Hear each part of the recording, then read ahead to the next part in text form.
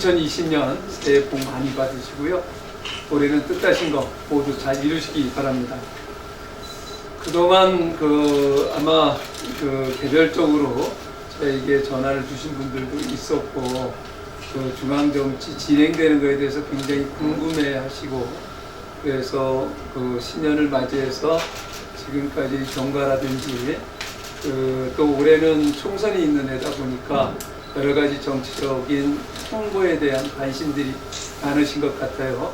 그래서 이 부분에 대해서 우리 언론계에 계신 우리 기자분들께서 질문을 주시면 답변을 드리도록 하겠습니다. 우선 양평 국민 여러분들의 여러 가지 많은 성원 덕분에 이 자리까지 왔습니다. 그러나 지금 현실은 참으로 녹록지가 않습니다. 국민이 정치를 걱정하는 시대가 됐습니다. 정치가 국민을 걱정해야 되는데 정치를 국민이 걱정하게 만든 데 대해서 정치인의 한 사람으로서 참으로 면목없고 죄송하다는 말씀을 먼저 드립니다. 그동안 저는 여러분들의 성원에 힘입어서 5호선까지 왔고, 중앙정치에서 나름대로 꽃을 쫓는 정치인이 아니라 꽃을 피우게 하고, 또 꽃을 피울 수 없는 환경이면 그 환경을 만드는 정치를 하기 위해서 나름대로 고민도 했고, 또 여러분들과 함께 의논도 했습니다. 그러나 결과론적으로 오늘날의 정치 현실을 보면 그 실험은 실패했습니다. 그러나 우리가 여기에서 멈출 수는 없다고 생각을 합니다. 국민이 바라는 정치 혁신을 위해서 앞으로도 지속적으로 노력하겠다 하는 말씀을 우선 먼저 드립니다. 그 다음에 우리 지역에 대해서 그동안 많은 분들이 이런저런 평가들을 합니다. 한편에서 많은 일을 했다는 분들도 있고, 한편에서는 한 일이 뭐가 있느냐라고 말씀하시는 분들도 있습니다. 아직 우리 국민 여러분들의 기대에 못 미친 것도 사실이라고 생각을 합니다. 그러나 그동안 우리 양평구는 중첩된 규제로 인해서 어떠한 일도 해낼 수가 없었습니다. 잘 아시는 바와 같이 제가 국회의원 처음 시작할 때에는 인구가 8만 명까지 줄어들었고, 또 우리 양평군 관내에 아파트 한 채도 지을 수 없는 현실이었습니다. 그러나 지금은 많이 바뀌었습니다. 8만 명까지 줄어들던 인구는 12만 명에 육박할 정도로 인구가 늘어나고 있고, 또 한 채 아파트도 지을 수 없던 부분은 지금 아파트 단지가 대거 들어와서 인구 증가의 요인으로 작동도 되고 있습니다. 그동안 수도권이라고 하는 이유 때문에 받는 규제, 또 물 문제 때문에 받는 규제, 또 군사 지역이라고 하는 문제 때문에 받는 규제 중에서 군사 보호 지역으로 받는 규제는 한약구의 일부를 제외하고는 모두 풀렸습니다. 이 부분에 대해서는 여러분들과 함께 성과로 저는 자부를 합니다. 제가 장관 시절에 국무회의를 통해서 도시 개정을 통해 가지고 풀었다는 말씀을 드립니다.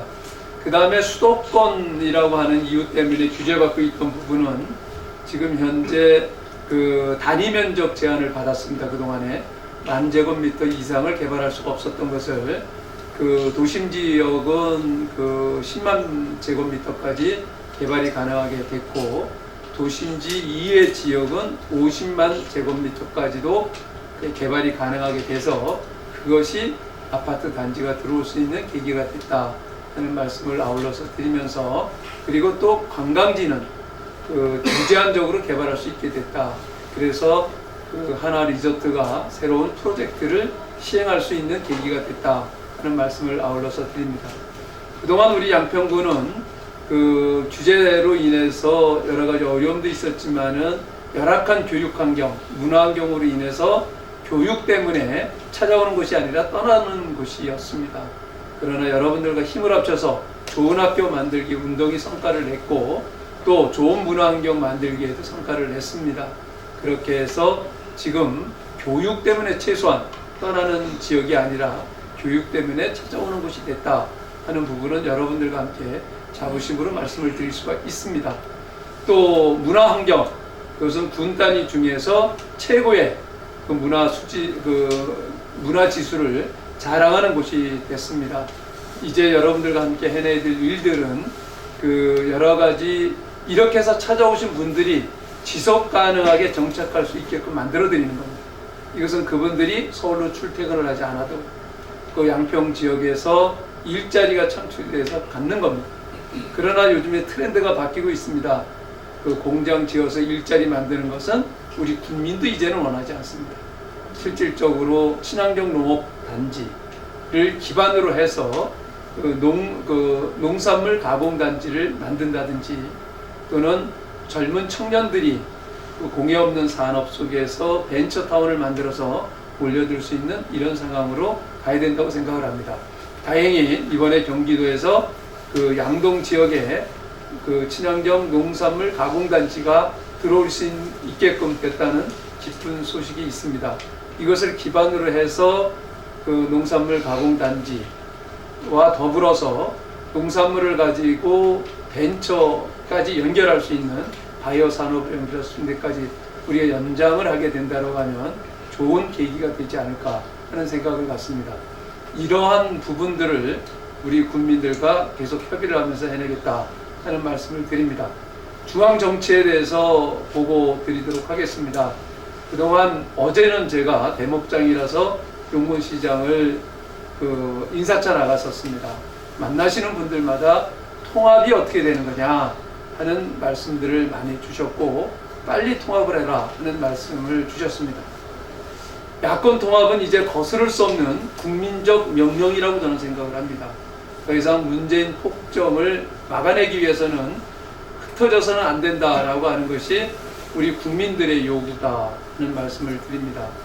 사실은 그동안 언론에 오픈은 안 되어 있었습니다만은 지난 추석 때부터 이 통합을 해야 된다라고 하는 당위성을 가지고 많은 관계자들하고 물밑 대화를 해왔습니다. 그렇게 해서 발족시킨 것이 그 혁신통합추진위원회입니다. 범보수 중도 세력까지를 다 아우르는 시민단체와 함께 제 정당들이 함께해서 만든 것이 혁신통추위원회입니다. 그동안 여러 가지 그 불협화음도 있었고 어려움도 있었지만 어제부로 어려운 부분들은 잘 마무리가 돼서 빠르면 내일 정도에 혁신통추위원회 활동이 1단계 종료가 됩니다. 종료가 되게 되면 혁신통추위에서 새롭게 탄생할 통합정당의 성격 규정을 해주고 방향을 규정을 해주고 그리고 어떻게 이게 진행이 된 로드맵을 제시를 할 겁니다. 이것을 통합 주체인 자유한국당하고 새로운 보수당이 받아서 실무적인 그 협의체를 구성을 하고 그것을 확장을 해서 그 신당, 창당, 추진위원회를 구성하게 될 겁니다. 가능하면 저희들의 기대는 이것이 원활하게 대화가 이루어져서 설 전에는 국민 여러분들께 신당 추진을 합의했다라고 하는 발표를 하려고 노력하고 있다는 보고의 말씀을 드리고 그렇게 해서 늦어도 2월 15일 전에는 창당을 하는 것을 저희들의 목표로 삼고 있다 하는 말씀을 드립니다. 다시 한번 여러 가지로 국민 여러분들께 또 국민 여러분들께 그 걱정을 끼쳐드린 데 대해서 죄송하다는 말씀을 드립니다. 다시 한번 새해 복 많이 받으시고요. 설명절 잘 세시기 바랍니다. 감사합니다. 보수 야권이 분할된 상태에서 총선을 치르게 되면 공멸할 수밖에 없다는 그 위기감이 팽배한 가운데 보수 야권의 통합은 이제 선택이 아닌 절실한 필수가 아닌가 생각이 됩니다. 지금 현재 통합이 치열하게 전개되고 있는 줄 알고 있습니다. 그렇긴 하지만은 항상 통합할 때 되면 계파 갈등이라든가 공천지분 첨예하게 예민한 사안들이 등장하다 보면 서로 갈등이 반복이 되고 그런 상황이 나는데 저는 통합이 된다 손 치더라도 통합 이유가 더 큰 문제라고 생각을 합니다. 더군다나 양평하고 여주를 비교를 한다 손 치더라도 한국당에는 김성주 예비 후보가 있고 그 다음에 또 이제 새 보수당에는 우리 위원장님 계시고 있는데 과연 통합이 된 이후에 사실 국민들 사이로 우려와 걱정이 참 많은 것 같습니다. 어떻게 통합을 할 것인가, 단일화를 이뤄낼 것인가. 맞는 말씀입니다. 쉬운 일은 아닙니다. 그러나 쉬운 일이 아니지만 그 국민의 명령이고 그렇기 때문에 말씀하신 대로 그 선택의 여지가 없이 꼭 해야 된다 하는 것이 저희들 입장이고요. 그 왜 우리가 갈라지게 됐는가 하는 부분을 되돌아볼 필요가 있다고 생각을 해요. 말씀하신 대로 계파 간의 갈등, 그리고 자기중심적으로 판단을 하고 진영 논리 때문에 결국은 그 갈라지게 됐고, 그 결과가 대통령을 탄핵하지 않으면 안 되는 이러한 현상까지 가져온 것. 이게 바로 패거리 패권 정치의 폐단이다. 그런데 국민이 요구하는 것은 선거를 앞뒀으니까 무조건 그냥 합치라는 얘기가 아닙니다. 그래서 일단 과거의 잘잘못을 반성하고 그것에 대해서 미래지향적으로 정말 혁신하는 보수가 되라 라고 하는 것이 국민적 요구고요. 그 내용을 담은 것이 혁신통치위원회의 6개 원칙입니다. 이 6개 원칙에 제 정당들이 동의를 했고 또 시민단체까지 동의를 했기 때문에 혁신통치위원회가 만들어졌고, 그 원칙 하에서 그 공정관리위원회가 발족을 하게 될 거고요. 그렇게 하게 되면 더 이상 국민들이 사사로운 이해관계나 또는 어떤 그 진영 논리를 용납하지는 아니라고 생각을 하고요. 그 원칙을 가지고 공천을 하게 된다라고 하면 이런 문제는 그 해소가 될 거다. 그리고 그 정치권에서도 이렇게 하지 않으면 국민이 우리를 두 번 다시 보지 않을 거다, 버릴 거다, 이런 생각을 갖고 저희들이 접근을 하기 때문에 이런 부분에서 진영 논리를 갖고 있는 사람들이 그래서 참여하지 못하는 겁니다. 일부가 참여하지 못하는 것은 그런 부분들이기 때문에 저는 그렇게 그 쉬운 일은 아니라 국민의 명령이 엄중하기 때문에 저는 꼭 되리라고 봅니다. 그 두 분이 공천 합당을 한 이후에 하게 된다면 두 분 중에 한 분이 선택을 받으시게 됐고, 그렇게 되면 승복에 대한 부분들이 얘기가 좀 지금도 나오고 있는 것 같거든요. 그 위원장님은 어떤 결과든 뭐든 승복하실 수 있으신 건지. 저는 지금 말씀드린 대로 지금 당장 저 개인의 문제보다는 국가의 문제가 더 위중하고요. 지금 제가 모든 것을 전력 투구하는 것은 국민의 명령을 받들어 가지고 통합을 해서 이 문재인 정부의 폭정을 막는 거다라는 생각을 갖습니다. 그러한 데 있어서 제가 해야 될 역할을 최선을 다해서 다 하겠다 하는 관점에서 지금 하고 있고요. 그 다음에 이제 실질적으로 통합이 이루어지면 통합정당에서의 공천관리위원회가 뜨게 되고, 거기에서 공천의 기준이 마련이 되고 또 공천의 방법이 마련이 될 겁니다. 그 방법에 의해서라고 하면 당연히 그거에 대해서 순응을 해야 돼요. 제가 주도적으로 만든 그 원칙에 대해서 제가 그것을 거부할 수는 없지 않겠습니까? 한국당 같은 경우는 5의원들 같은 경우는 이제 험지론에 대한 부분도 좀 남아있는데, 이번에 이게 통합위원회 쪽에서는 그런 얘기가 혹시 오고 간 게 있을까요? 그러한 부분들은 구체적으로 논의된 것은 없고요. 그 혁신통합추진위원회에서는 새로 탄생하는 정당의 성격 규정을 해주고 거기에 어떤 가치를 담고 그 가치를 어떤 방식으로 확장을 해나갈 것인가, 그리고 이제 향후 이걸 로드맵을 시간을 어떤 일정 하에서 이거를 추진할 건가, 그리고 또 그 다음에 이 공천하는 방법, 그러니까 이제 그 구체적으로 제시라는 게 이러한 사람들로 물갈이를 해야 되고 이러한 사람들을, 젊은 사람들 중심에 이런 정당을 만들어야 된다라고 하는 당위론을 제시를 할 겁니다. 그럼 그 당위론을 기반으로 해서 이제 신당 추진위원회가 만들어지고 거기서 만드는 과정 속에서 시간이 없기 때문에 공천관리위원회도 동시에 아마 띄워지게 될 거고, 그리고 공천관리위원회에서는 그런 구체적인 기준을 만들겠죠. 어떤 사람은 안 되고 어떤 사람은 되고, 또 우리가 지향하는 그 새로운 사람들이라고 하는 사람들은 이런 사람들이다, 이런 부분들이 결정이 될 겁니다. 그럼 그 뜻에 따르면 저는 된다고 봅니다.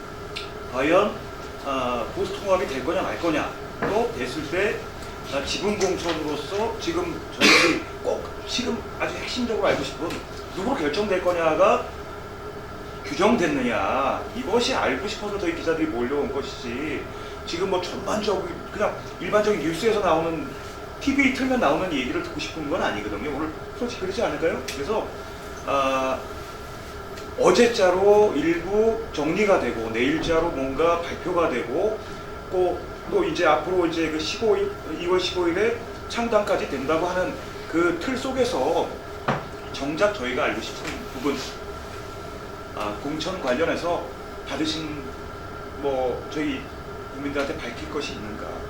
지금 말씀드린 대로 그 부분 너무 아니 너무라고 하실 말씀이 아닌 거고, 아무리 지역 언론이지만 제가 오늘 여기서 처음 말씀드린 거는 구체적인 로드맵 처음 말씀을 드렸어요.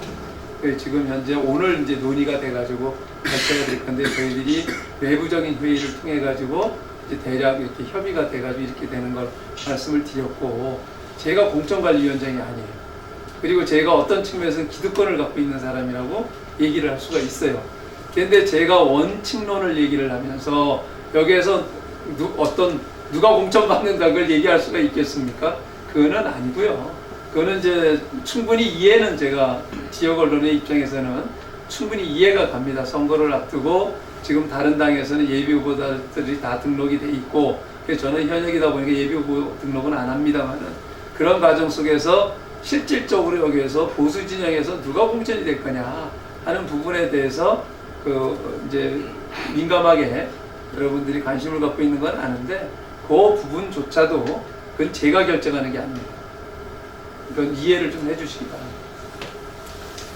지금 자유한국당에서 우리 공화당도 통합 논의에 같이 포함시키겠다라는 얘기를 한 이후에 유승민 의원이 불가하다라는 이야기를 하셨고, 거기에 대해서 의원님께서 거기에 대한 비판적인 언론과의 인터뷰를 그거는 잠깐 오해가 되신 거고요. 그러면 자유한국당에서 얘기하는 우리 공화당도 대상이다라고 하는 것은 그냥 받는 게 아닙니다. 지금 현재 혁신 통추위에 참여하고 있는 단체가 10개입니다. 시민단체가 6개고, 그러니까 기존 정당이 2개고, 2개는 정당을 추진하고 있는 단체고, 그래서 10개의 단체들이 참여를 하고 있는데, 여기에 문을 닫아놓은 게 아니에요. 6개 원칙을 보시면 6개 원칙에 동의하는 데는 누구나 다 열려 있는 겁니다. 그게 우리 공화당이 아니라 다른 어떤 데도, 더민주당이라도 거기에 참여를 하겠다라고 하면 그 뜻에 동의한다 라고 하면 다 들어올 수가 있는 겁니다. 대한민국 민주주의 속에서, 자유민주주의 속에서 정당에 누구는 되고 누구는 안 되는 건 없어요. 다만 그 정당이 추구하는 가치 철학에 맞느냐 안 맞느냐 하는 부분을 가지고 따지는 건데, 그건 본인이 선택을 하는 거죠. 근데 이미 우리 공화당은 그걸 거부를 했어요. 우리는 그런 원칙에 동의하지 않는다. 그렇기 때문에 그 원론적인 열려있다는 얘기고, 유승민 대표도 역시 마찬가지로 그 뜻에 동의한다면 우리 공화당이 문을 닫을 수가 있다 하는 얘기를 했던 거고요. 저 역시 마찬가지로 그런 원칙을 제가 만들었던 거예요. 만약에 새누리당과 자유한국당 상대당 통합이 안 된다면 의원님께서는 탈당을 해서라도 자유한국당과의 통합이나, 그러면 이 통합이라고 지금 하는 것이 그런 의미란 부분에서 그런 보수당을 탈당해서 사실 의향이 있으신 건지. 이제 가정에 대해서 답은 드릴 수가 없고요. 제가 지금 이 시점에서, 지금까지 추석 이후에 제가 해왔던 행보는 최상의 저의 목표는 통합입니다. 그렇기 때문에 통합이 안 된다라고 가정을 해본 적이 없습니다. 어려움이 있지만 어제까지만 해도 통합 안 된다고 다들 그랬잖아요. 근데 어제 저녁 이후에 확 돌았잖아요. 다시. 그래서 이제 협의체도 받기로 했고, 그래서 빨리 혁신통추위원회를 마무리를 하고, 그래서 새로운 실질적인 신당 추진위원 쪽으로 빨리 가자 라고 하는 얘기가 나왔기 때문에, 저는 제일 큰 관문이 우리가 제시했던 3원칙을 받느냐 안 받느냐, 그게 제일 중요한 관문이었는데, 그게 통과가 된다면은 일사천리로 저는 갈 수밖에 없다. 다만 초기에 혁신 혁신통치위원회가 뜨고 나서 그 성격 규정에 대해서 약간의 오해와 생각의 차이가 있어갖고 그 설왕설래가 있었지만 그런 부분들도 다 정리가 됐다라고 보시면 됩니다. 그리고 오늘 그 회견의 이제 목적이나 이런 걸로 본다면 보수통합의 과정을 설명하는 자리. 보수통합의 과정과 네. 지금까지 이제 많은 분들이 정병국은 그 지금 이제 선거철이다 갖고 다 예비 후보 등록을 하고 하는데 입장이 뭐냐 하는 질문들을 많이 받았고요. 그 개별적으로 또 언론사로부터 제가 전화도 받고 그래가지고 그 부분에 대해서 이 시점에서 명확하게 좀 정리를 해드려야 되겠다라고 하는 게 오늘 여러분들을 모시게 된 취지입니다.